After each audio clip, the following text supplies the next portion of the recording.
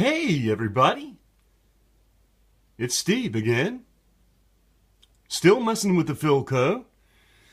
Guys, I got some bad news.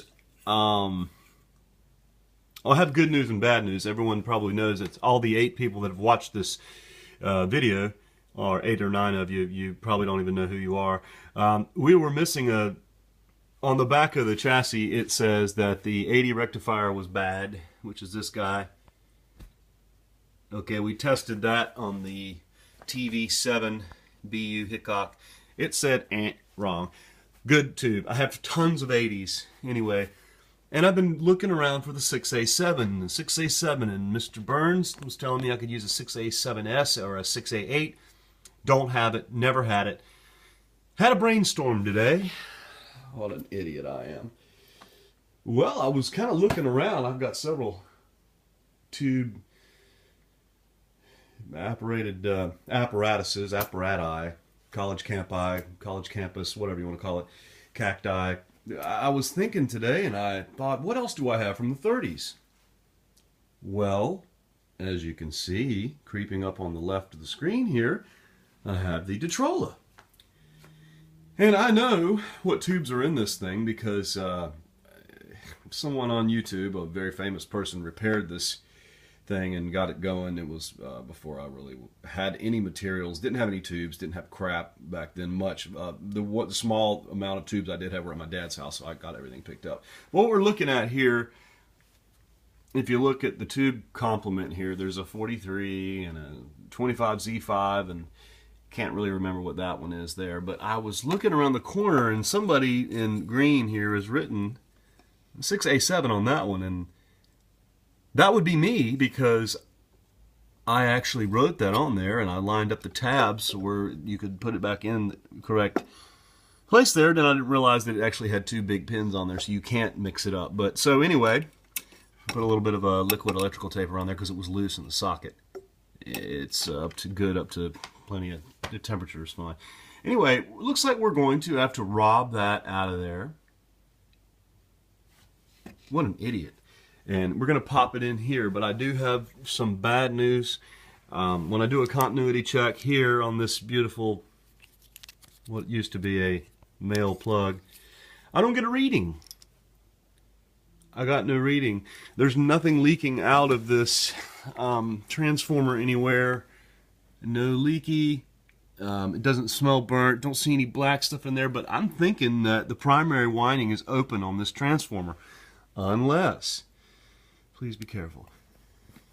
Unless this splice is bad here, or something's broken in this cable, which I guess could be, but I doubt it because this old copper is tough, man.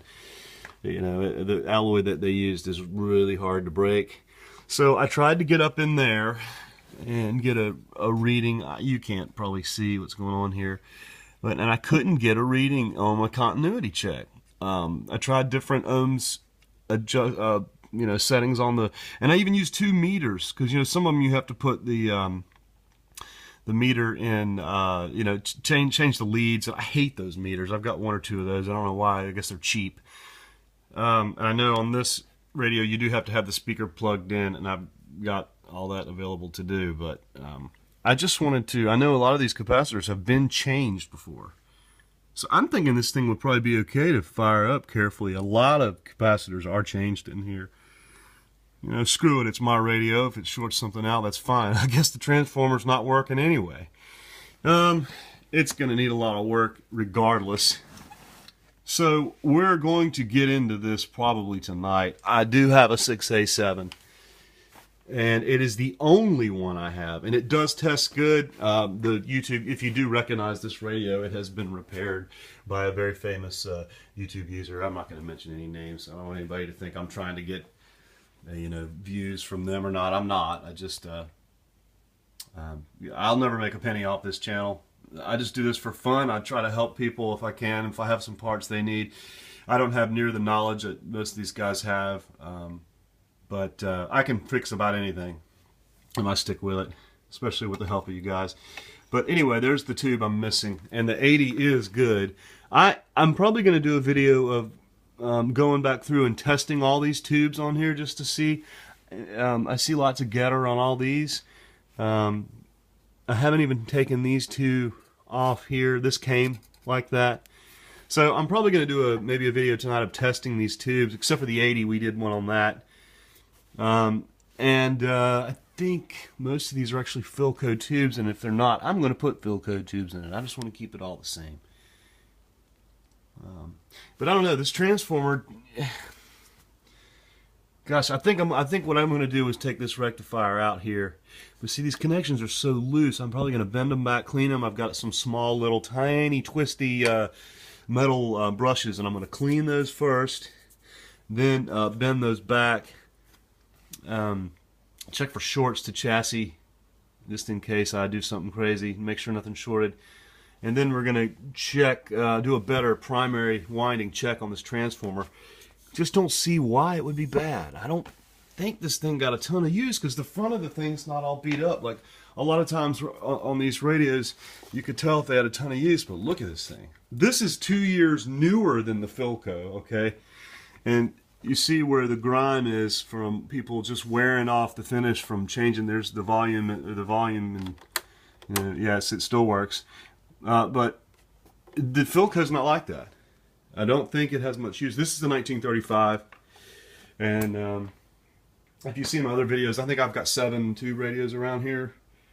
If you wanted to check them out or whatever. So anyway, there's what we're going to do. We've got the old Detrola. I got this at a yard sale. I paid too much for it, and of course it didn't work. And I didn't have any tubes. I didn't have crap. And I didn't know about the curtain burner, which is what this is. And you can see that it's been redone with a nice Mylar cable here. This has all been redone.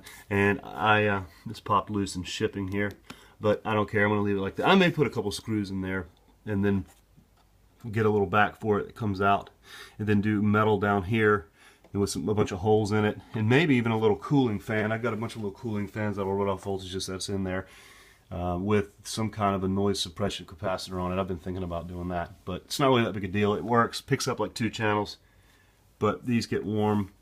And this is liquid electrical tape. It's good. I think 1 coating is good for 600 volts, so I've got like 2 or 3 coatings of it on there, so you can't get shocked by touching this. You know.